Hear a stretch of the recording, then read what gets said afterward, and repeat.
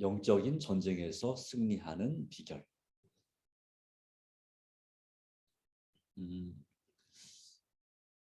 세계 제2차 대전이 한창일 때에 1941년 12월 7일에 일본 군 비행기가 전투기와 전폭기가 진주만, 하와이에 있는 진주만을 폭격하면서부터 이제 미군이 이 세계 2차 대전에 개입하게 되었습니다. 그리고 처음에는 아주 큰 어려움 가운데 일본군이 절대적으로 우세한 그런 전쟁이 일어났죠. 그러다가 미드웨이 해전이라는 해전에서 결정적으로 일본군의 주력 항공모함 4척이 침몰하게 되면서 미군의 공격에 의해서, 반면에 미군은 한 척의 항공모함만 손실하면서 결정적인 전환점을 맞이하게 됩니다. 그러면서 이제 미국이 이제 빼앗겼던 그런 곳들을 하나씩 섬들을 과달카날부터 시작해서 하나씩 이제 수복하기 시작합니다. 그럼에도 불구하고 일본은 항복하라는 미군의 권유에도 불구하고 끝까지 저항하기로 결심하고, 그렇게 계속해서 저항함을 통해서 많은 생명들이 희생되는 그러한 고통을 더 이어가게 됐습니다. 일본 사람들도 마찬가지, 일본군도 마찬가지고 많은 미군들이 또한 같이 목숨을 잃는 그런 일이 있었습니다. 그런데 이제 더 큰 희생을 줄이기 위해서 미군은 이제 핵무기를 개발했고 1945년 8월 6일에 작은 소년, 바로 리틀보이라는 이름을 가진 이 원자 폭탄을 히로시마에 투하합니다. 약 20만 명의 사람들이 죽음 내지는 큰 부상, 원폭 피해를 입게 됩니다. 여기서 많은 논란이 물론 있습니다.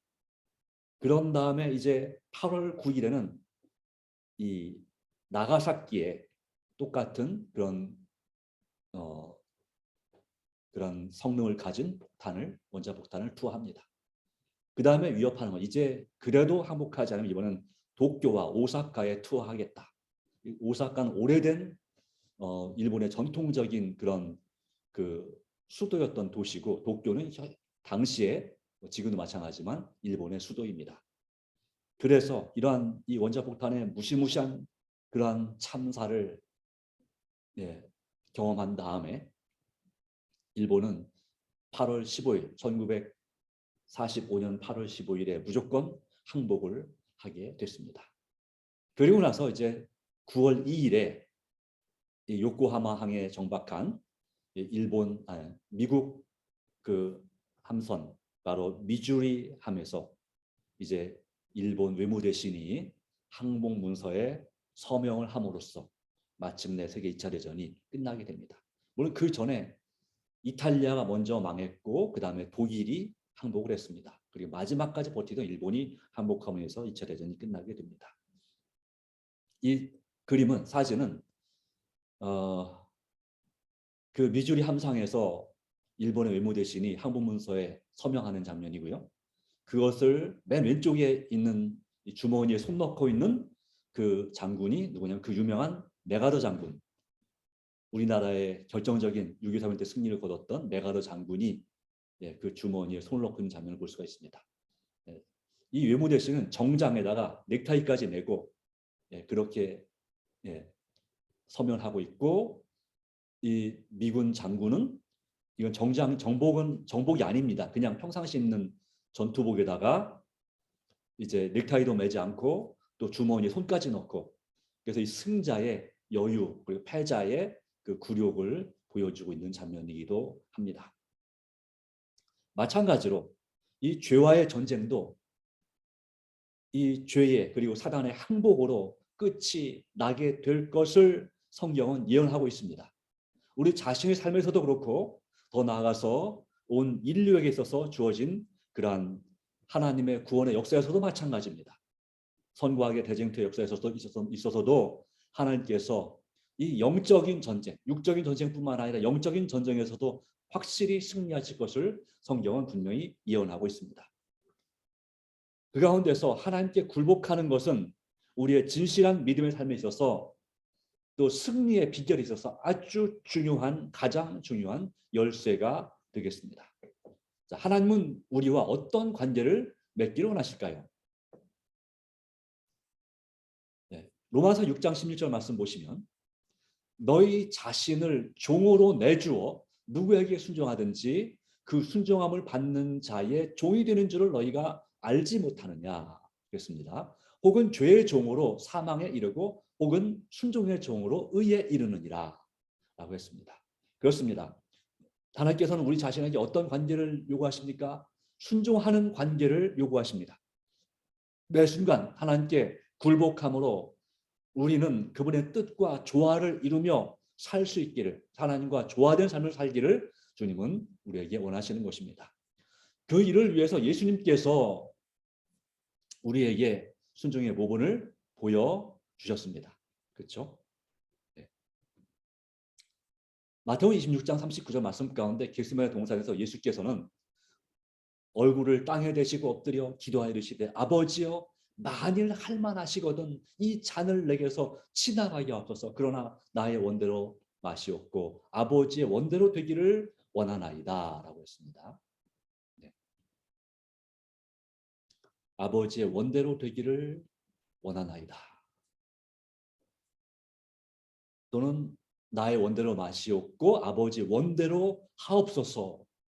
네. 이것이 바로 예수님의 그분도 인간으로서 사람으로서 죽음이 참으로 무서웠습니다. 하나님으로서는 두렵지 않았지만 사람으로서는 이 죽음이 정말 두려웠습니다.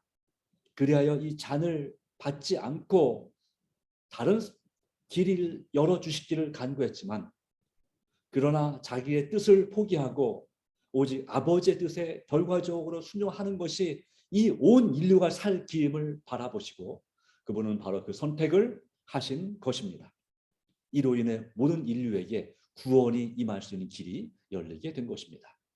바울은 죄인이 겪는 내적 부재는 어떻게 묘사했습니까? 예, 로마서 7장 18절 말씀 가운데 내 속고 내 육신에 선한 것이 거하지 아니하는 줄 아나니 원함은 내게 있으나 선을 행하는 것은 없노라 라고 말씀합니다. 그렇습니다. 우리는 죄의 본성, 사도 바울도 경험한 것처럼 우리가 죄인이기 때문에 본성적으로 하나님의 뜻대로 살기보다는 또 하나님을 위해 살기보다는 누굴 위해 살기가 더 쉽습니까? 내 뜻대로 내 자신을 위해 살기가 훨씬 더 쉽고 익숙한 것입니다. 내가 편한 대로 내가 마시는 거, 내가 좋은 거, 내가 하고 싶은 거, 내가 즐기고 싶은 거 이것에 더 깊은 관심이 더 큰 관심이 있는 것입니다. 하지만 진정한 그리스도인은 어떻게 살아야 될까요? 우리가 그리스도인이고 하나님의 자녀라면 어떻게 살아야 될까요? 네, 예수 그리스도를 따라가는 사람이 예수 그리스도를 믿는 그리스도인이죠. 그러기에 우리는 예수님께서 하신 것처럼 내 자신의 뜻대로가 아니라 하나님의 뜻대로 하나님의 원대로 하나님과 진정한 조화를 이루며 살아가는 것이 우리가 해야 될 일이 아니겠습니까? 바울은 타락한 본성과의 투쟁에 대해서 승리한 길을 어떻게 찾았는지 볼 때에 우리는 로마서 7장 25절 말씀 가운데 같이 읽어볼까요? 시작. 우리 주 예수 그리스도로 말미암아 하나님께 감사하리로다. 24절에는 그와 같은 말씀이 있어요. 오라 나는 곤고한 사람이로다. 이 사망의 몸에서 누가 나를 건져내랴 라고 말씀하고 있습니다. 그런데 이 말씀의 다음에 주어진 말씀이 무엇입니까? 우리 주 예수 그리스도로 말미암아 하나님께 감사하리로다. 왜 하나님께 감사할까요? 예수님 때문에. 바로 그것은 뭐냐면 예수님께서 우리에게 함께 하시고 역사하실 때 자아와 싸움에서 승리할 수 있기 때문에 그렇습니다. 그래서 이 로마서 8장 1절에 누구든지 그리스도 예수 안에 있는 자는 정죄함이 없다라고 말씀하고 있죠. 로마서 8장 13절도 말합니다. 우리가 육신대로 살면 반드시 죽을 것이로되 어떻게 하면 산다 그랬습니까?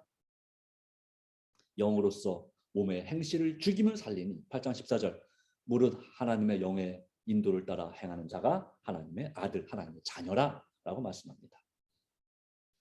우리가 결국은 죽을 인생을 반드시 죽는 멸망하는 둘째 사망을 당한 인생을 끝까지 고집할 것인가 주님 뜻대로 사는 것이 힘들게 느껴지기 때문에 그렇게 할 것인가? 아니면 우리는 정말 전적으로 주님을 의지하고 성령으로 살기로 결심할 것인가?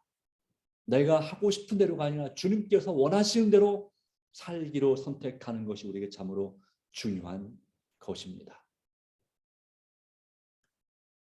바울은 하나님의 구원을 받아들인 사람의 경우를 어떻게 묘사했습니까? 로마서 8장 14절 말씀.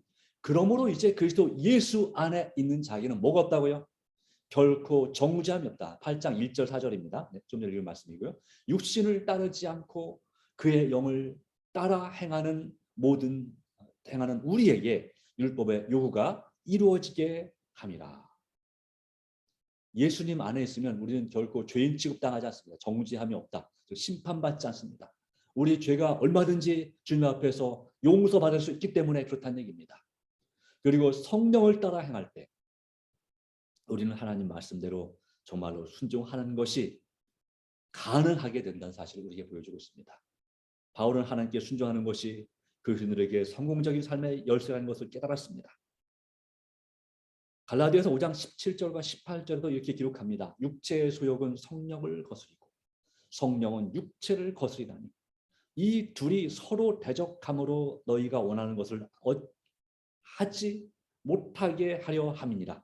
너희가 만일 성령이 인도하시는 바가 되면 율법 아래 있지 아니하리라 하였습니다. 바로 이 말씀을 의지해서 우리는 믿음으로 주님을 의지하고 살아갈 수가 있음을 믿습니다. 바울은 성령께 굴복하는 삶을 어떤 비유로 설명하고 있나요? 이 말씀을 사도 바울은 자주 인용합니다. 또 이 감옥에서 이 기록되어 있으라는 이 감옥에서 이 갈라디아서 2장 20절 벌써 한 3-4번째 지금 언급하고 기록하고 있습니다. 이것이 바로 성령께 굴복하는 삶. 내가 죽어야 예수님이 사는, 내가 죽는 비결이 성령께 굴복하는 것이라는 것을 다시 한번 강조하는 구절이 되겠습니다. 내가 그리스도와 함께 십자가에 못 박혔나. 그런즉 이제는 내가 사는 것이 아니요 오직 내 안에 그리스도께서 사시는 것이라. 이제 내가 육체 가운데 사는 것은 나를 사랑하사 나를 위하여 자기 자신을 버리신 하나님의 아들을 믿는 믿음 안에서 사는 것이라. 바울은 예수님께 굴복하는 경험을 무엇으로 표현합니까? 십자가에 못 박혔나니 이것은 무엇입니까? 죽는다는 얘기입니다. 죽음으로 표현하고 있습니다. 예수님과 함께 죽고 함께 살게 되는 경험. 믿음으로 그리스도께 나갈 때 내 자아는 죽고 바로 예수님을 통해서 내가 새로운 삶을 얻게 된다고 하는 것입니다. 그러므로 우리가 그 하나님의 아들을 믿는 믿음 안에서 사는 것이 우리에게 참으로 중요한 것이다. 믿음 안에서 살기로 다시 한번 결심하시기 바랍니다. 자아의 죽음, 내 자존심이 죽어야 되는 것입니다. 내 자아가 죽을 때 그것은 특별히 무엇을 입지 않냐면 로마서 6장 3절 무릇 그리스도 예수 합하여 침례를 받은 우리는 그의 죽으심과 합하여 침례를 받은 줄을 알지 못하느냐.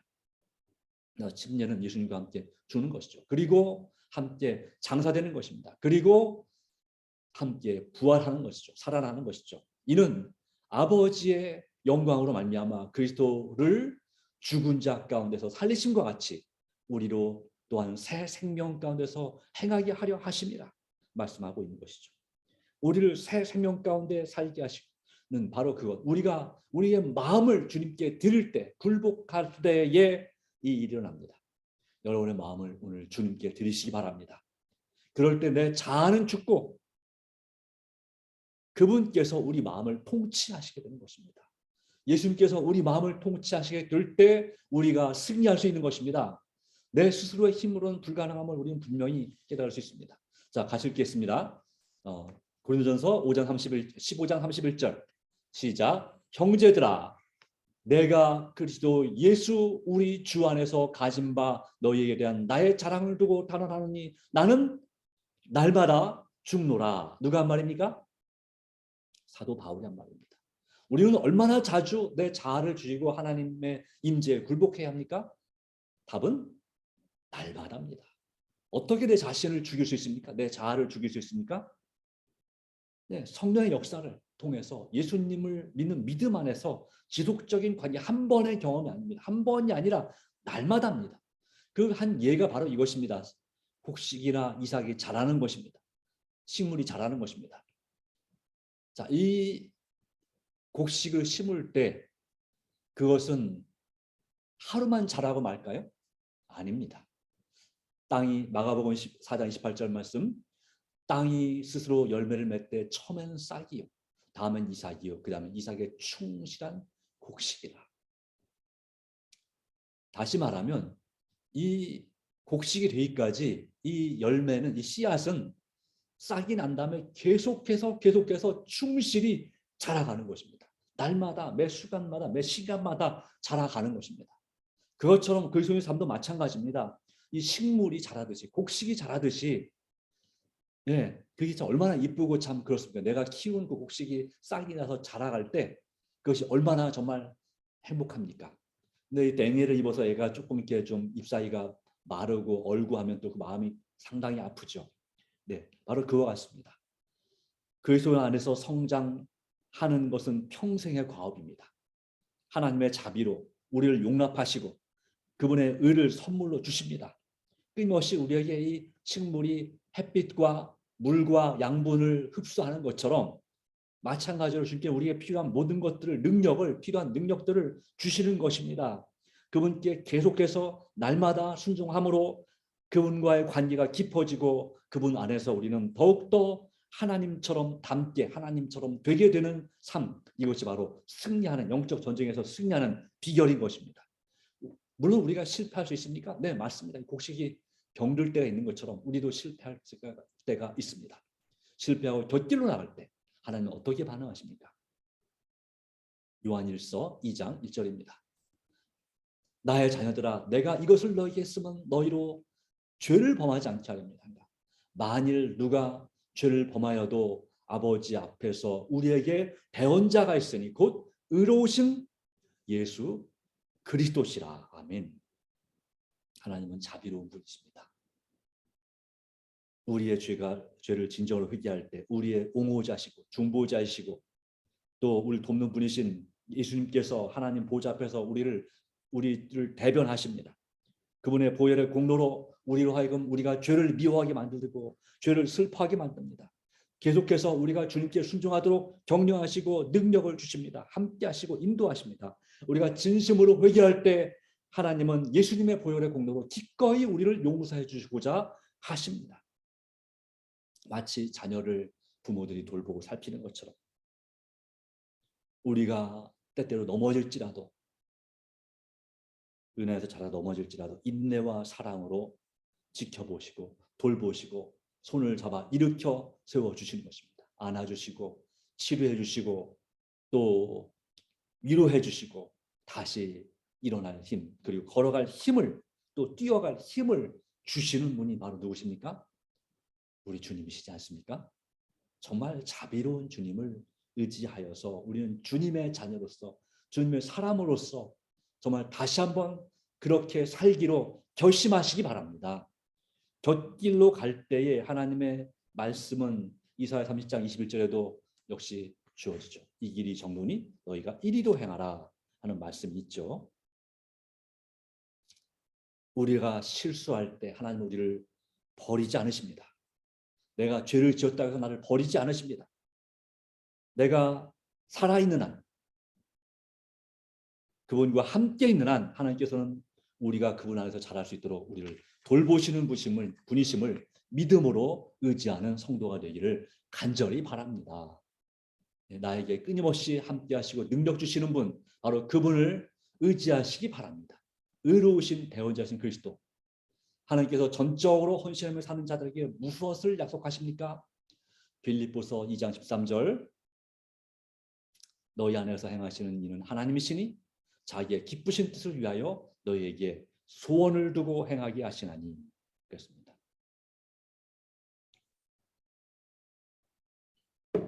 우리가 하나님께 굴복할 때 하나님께서는 우리 안에 거하시게 되죠. 날마다 자아를 굴복시키는 기도를 하나님께 드려야 되는 줄 믿습니다. 그렇게 할 때에 하나님께서는 우리가 예수님을 위해 하나님을 위해 살고자 하는 자발적인 마음과 능력을 주신다는 것입니다. 우리는 원래 본질상 진노의 자녀였습니다.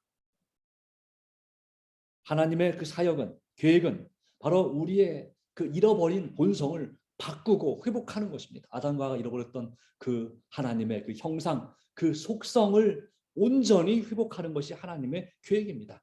그렇기 때문에 하나님이 우리 안에 거하시게 되면, 말씀을 통해서 또 믿음을 통해서 주님께서 우리 안에 살아 계시게 되면 허물과 죄로 죽었던 우리는 용서를 받고 정결해질 수 있습니다. 아멘이죠. 네, 당연히 그렇게 될 수 있습니다.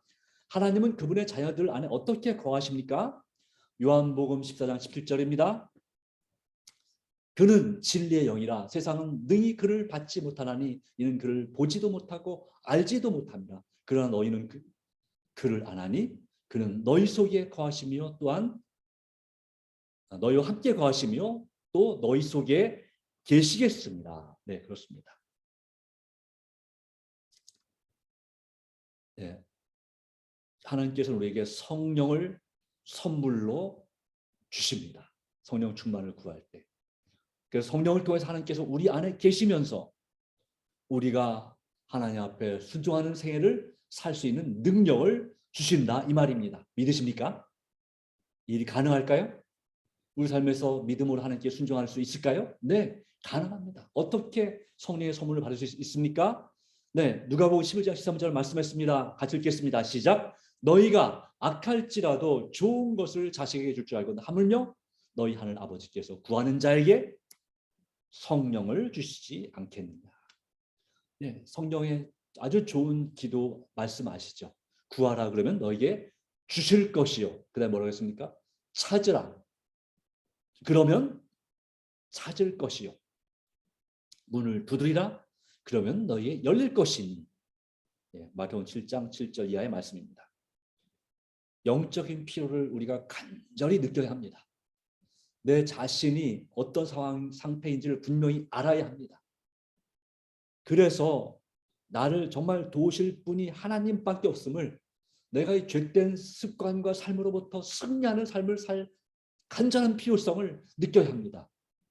영적인 필요를 느낄 때, 그리고 성령의 충만함을 간구한 사람에게 하나님께서 어찌 성령을 선물로 주시지 않겠느냐.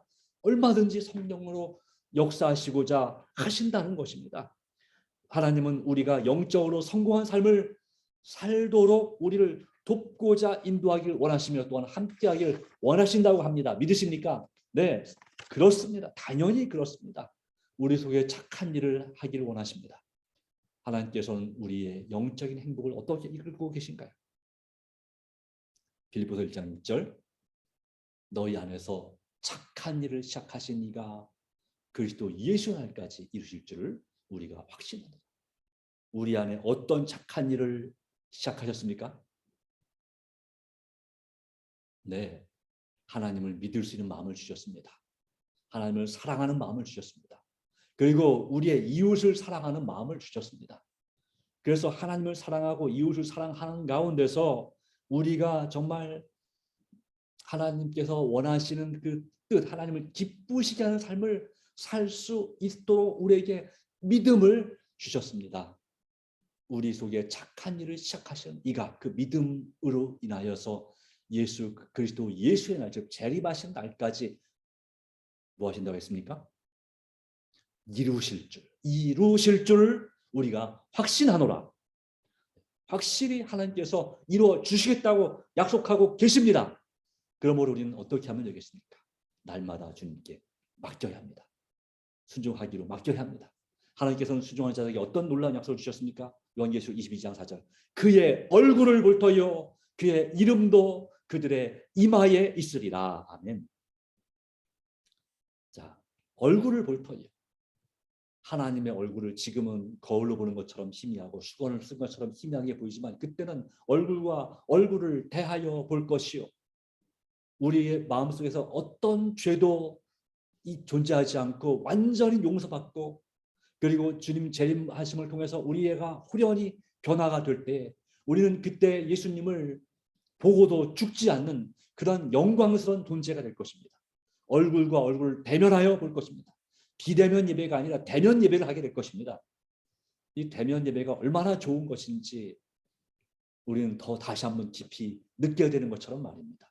그의 이름도 그들의 이마에 있으리라. 무슨 뜻일까요? 이마는 성품을 가리킵니다. 이름은 무엇입니까?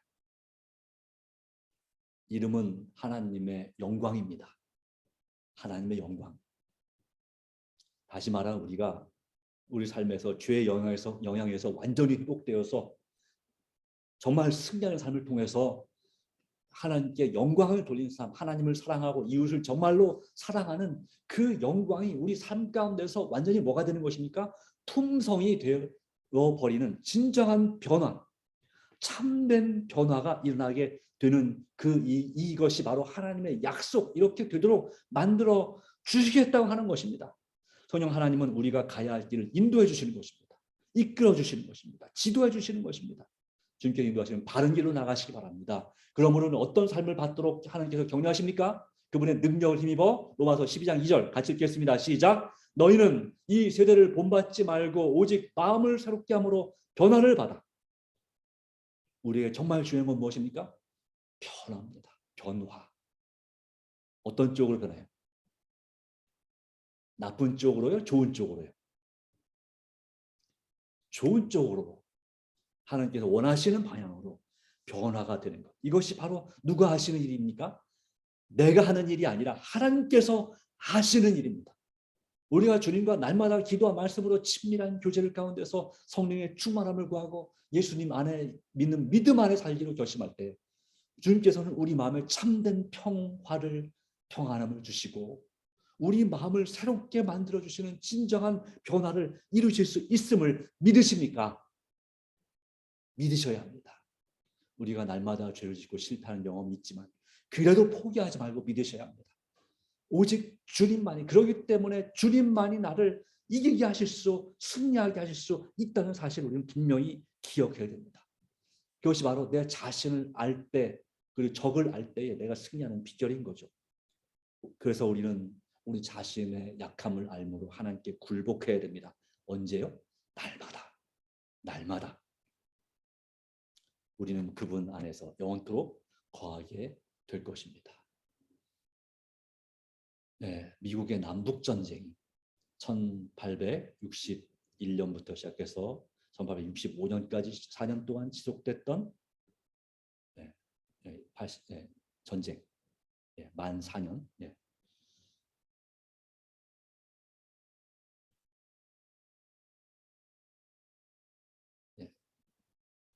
이 전쟁은 누가 승리했습니까? 남북전쟁에서 바로 국군, 이제 막 16대 대통령으로 취임한 에이브러함 링컨, 그가 대통령이 됐을 때 나라 형편은 정말 암담했습니다.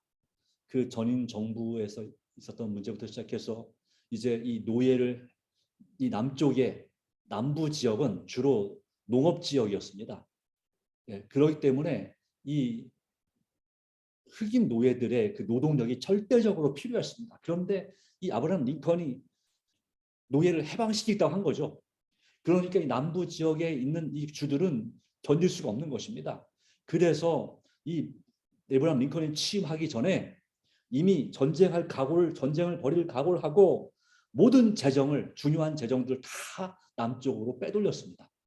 그리고 유능한 장군들, 전쟁에 있어서 정말 중요한 것은 병력이 얼마나 많으냐도 중요하지만 장군이 얼마나 뛰어나느냐, 지휘관이 얼마나 뛰어나느냐, 뛰어난 장교와 장군들이 그 전쟁의 승패를 좌우합니다. 임진왜란 때도 마찬가지지 않습니까? 그렇죠. 네. 임진왜란 때도 이순신 장군이 아니었으면 끝날 뻔했습니다. 근데 그 유능한 장군 하나가 그 원균 장군이 망쳐놨던 그 수군을 완전히 회복시켜서 결정적인 승리를 거두지 않습니까? 마찬가지. 그런데 이 북군에는 이제 병력은 있지만, 왜냐하면 인구수가 남부에 비해서 2배가 많았거든요. 네, 2배 이상 됐거든요. 병력은 있는데 이끌어갈 장군도 없고, 그리고 싸우려면 그 병력을 위해서 식량, 예, 예, 식량이 필요하죠. 그리고 총탄, 포탄 같은 그런 탄약이 필요하죠. 각종 무기가 필요하죠. 그런데 이런 것들이 별로 없는 거죠. 재정이 바닥이 난 것입니다. 참으로 어려운 상황이었습니다. 그러기에 할 수 있는 건 뭐였을까요? 지피지기면 백전백승이다. 나를 알고 적을 알면 반드시 승리한다. 그래서 이 전쟁이 초반기에는 한 거의 1, 2년, 2년 이상을 3년 가까이 이 북군이 계속해서 전투에서 지고 점점 밀리는 것입니다.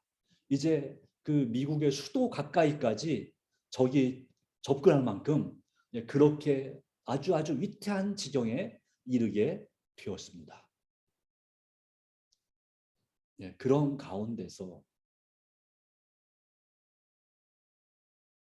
정말 이 링컨은 아주 기도하는 대통령이었죠. 백악관을 기도실로 만든 대통령이라는 책이 나올 정도로 기도하면서 하나님께서 지혜 주시길, 싸움은 이 다윗의 경험처럼, 골리앗이 다윗을 이길 때처럼 싸움은 사람에게 달린 것이 아니라 하나님께 달린 것이다. 전쟁은 하나님께 속한 것이라는 그런 믿음 가운데서 정말 최선을 다해서 하나님께 기도하고, 그리고 유능한 장교들과 장군들을 발굴하는 일을, 심지어는 그의 정치에 있어서 정치적 안정을 위해서 자기의 정적인 그 국회의원을 국방장관으로 임명했습니다. 또 재무장관을 임명합니다.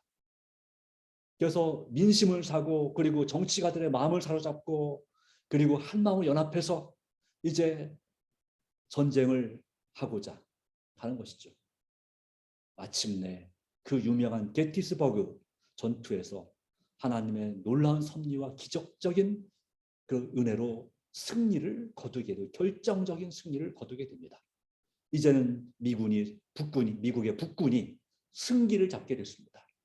그리고 몰아붙여서 마침내 1865년 4월 9일 남부연합군의 남부군의 거주지인 바로 중심지인 매턱스 코트하우스에까지 밀어붙였고, 마침내 더 이상의 희생은 무의미하다고 느낀 그 남군의 유명한 장군 로버트 리라고 하는 그 장군이 마침내 항복을 하게 되면서 남북전쟁이 끝이 나게 됩니다. 만약에 항복하지 않았다면 수년은 더 전쟁이 더 길게 지속됐지만, 그렇게 됐겠지만 항복으로 끝나게 됐습니다. 네, 이 영적인 전쟁도 마찬가지입니다. 우리 자신의 삶의 모습을 볼 때에 이 전쟁은 승리할 게 너무너무나 요원한 것입니다. 어떻게 이 사단의 그리고 강력한 세상의 세력과 싸워서 승리할 수 있을까? 그러나 성경 역사를 보시는 것처럼, 또 기독교 역사를 보시는 것처럼 정말 승리가 불가능한 그런 상황마다 그 믿음의 거장들이 하나님 앞에 철저하게 회개하고 굴복하고 의지함으로 놀라운 승리를 거뒀던, 실제 전쟁에서도 승리를 거두고 또한 믿음의 승리, 영적 전쟁에서도 승리를 거두는 그와 같은 경험을 우리는 보지 않습니까? 마찬가지입니다.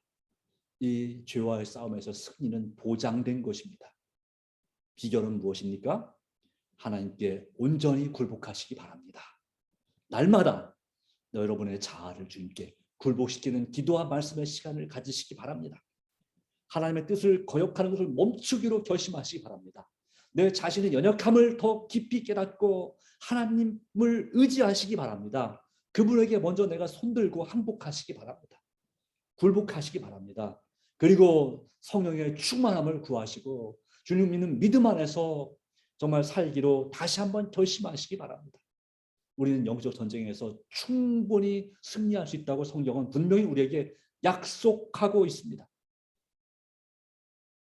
우리의 적군의 대장은 우리가 감당할 수 없을 만큼 강한 존재지만, 바로 우리 자신의 힘으로는 아무리 연합을 해도 그 영적 싸움에서 승리할 수 없지만, 그 사단보다 훨씬 더 강한 장군이신 최고 사령관이신 예수 그리스도가 우리와 함께 하시면 이 전쟁은 이긴 것입니다. 명량대첩에서 이순신 장군의 그 수군 함선이 몇 척밖에 없었다고요? 신에게는 12척의 배가 있나이다 했죠. 12척이나 있다 했습니다. 그런데 그 명량대첩에서 일본군, 왜군은 배가 몇 척인지 아십니까? 133척. 10배가 넘는 군대 앞에서 어떻게 승리할 수 있었을까?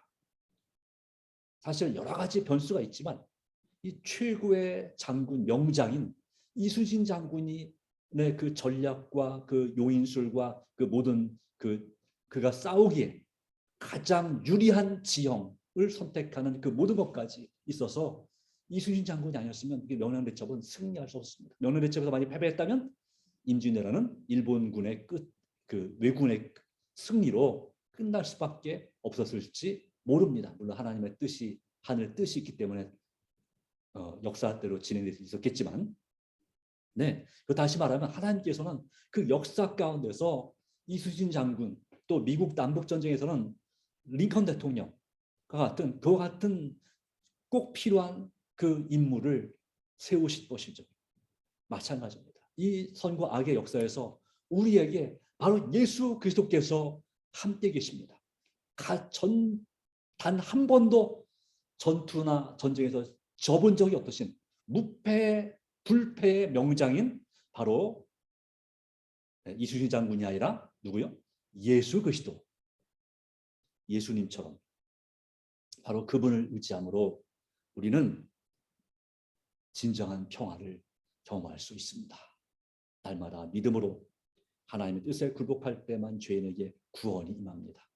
날마다 주님을 의지하고 정말 주님의 뜻이 여러분의 삶 속에서 이루어지기를 간절히 원하십니까? 네, 날마다 주님과 함께하는 여러분 삶이 되기를 간절히 바라면서 말씀을 드립니다. 우리를 참으로 사랑하신 하나님 아버지께서 베푸신 사랑과 은혜를 위하여 진심으로 감사를 드립니다. 우리의 모든 걱정과 염려를 아버지 손에 온전히 맡깁니다. 영적 전쟁에서 승리하는 비결, 오직 내 자아를 날마다 주님 앞에 굴복하고 성령의 충만함을 구하며 믿음으로 주님을 내 안에 모시고 주님께서 내 삶을 주관하시도록 날마다 맡기는 삶, 그것이 바로 우리가 영적 전쟁에서 승리하는 길임을 압니다. 아버지, 나의 원대로 마옵시고 아버지의 원대로 살게 하여 주시옵소서. 오직 주님의 은혜가 온전히 함께 하심을 믿사오며 예수님의 이름으로 간절히 기도드리옵나이다. 아멘.